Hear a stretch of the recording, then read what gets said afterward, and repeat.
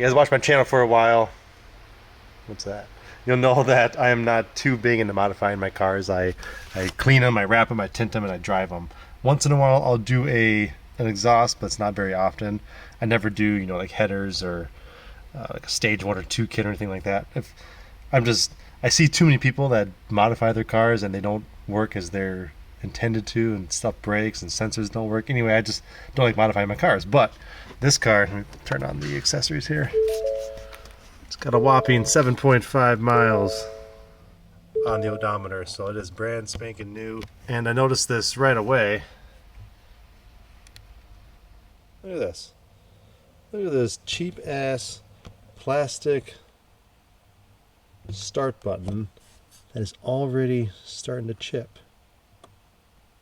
See that? I don't know if the dealership did something or what, but it's just a cheap little plastic thing that's already chipped. So what I did is I found a business in, I think it's in the UK, 5 Spurs it was called. No, this is not sponsored. This is just something I wanted to share with you guys and show how to possibly do this in case anybody else wants to do it.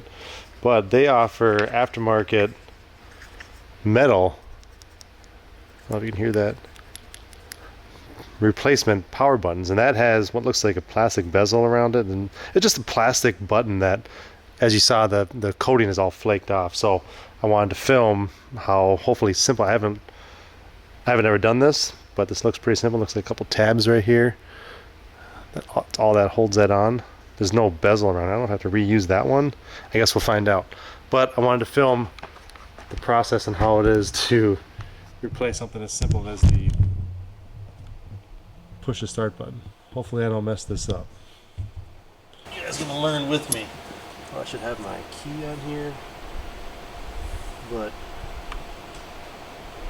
I mean, looking at this thing, there's just a couple tabs. Looks like one in this corner and one in that corner.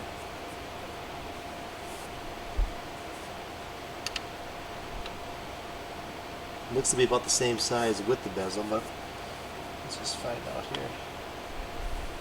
I just got a little bitty screwdriver.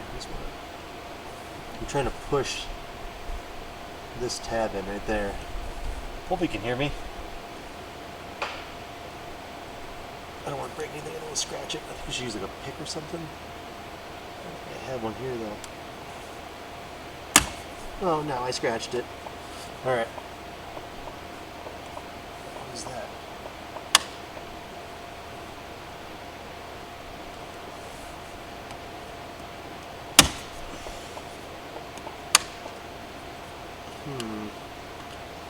I think I need like a O-ring pick or something. I'm gonna see if I have one real quick. 1 second. It's no O-ring pick, but it's a multimeter barb.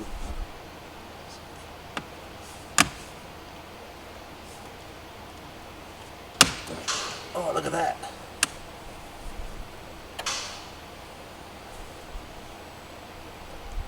Okay, so that's one of the tabs. How do I get that one out? Break anything.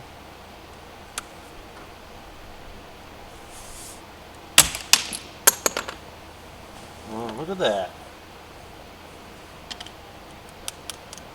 Yeah, there's some shitty plastic. Yeah, just as I thought, the bezel's the same size as his button. So, line that up.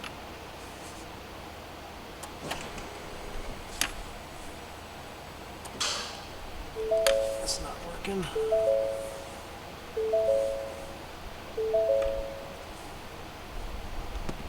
Did I break that?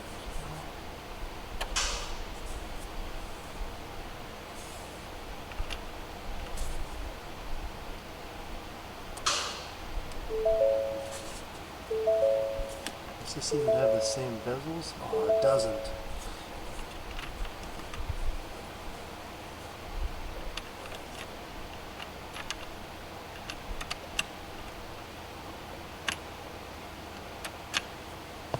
I might have messed up.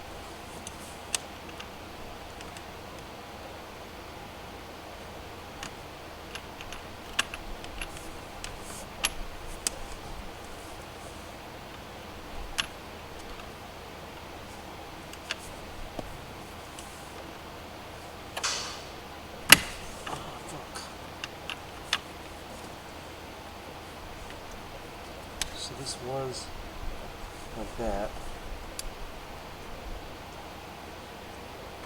No, this should work. Why doesn't that want to go in there?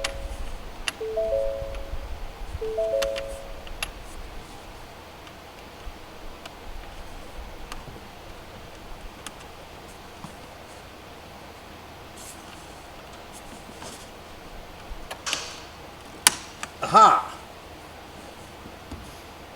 Look at that.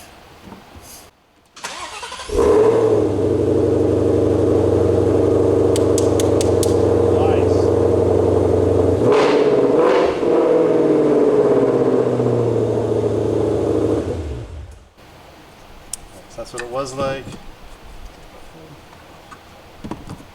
That's what it's like now.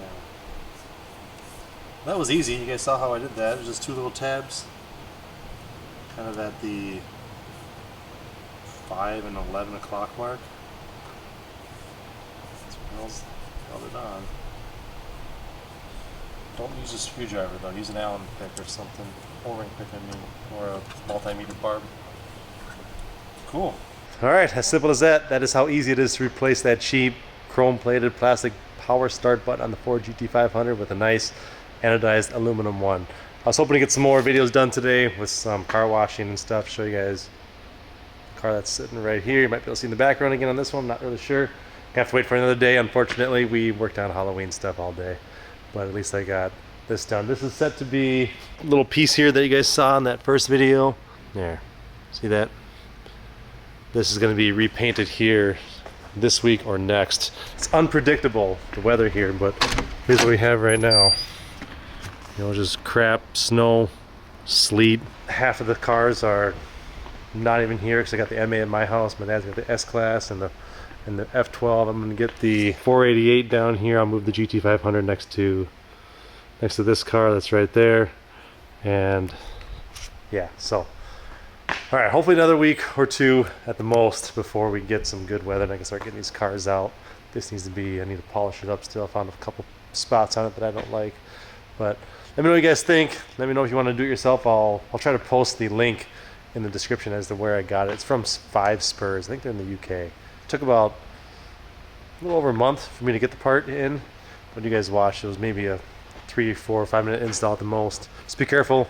You don't want to scratch up your dash at all. I would suggest an O-ring pick if you have one of those. So I'll end this video here. As always, I appreciate you watching. Stay tuned for more videos. Thanks.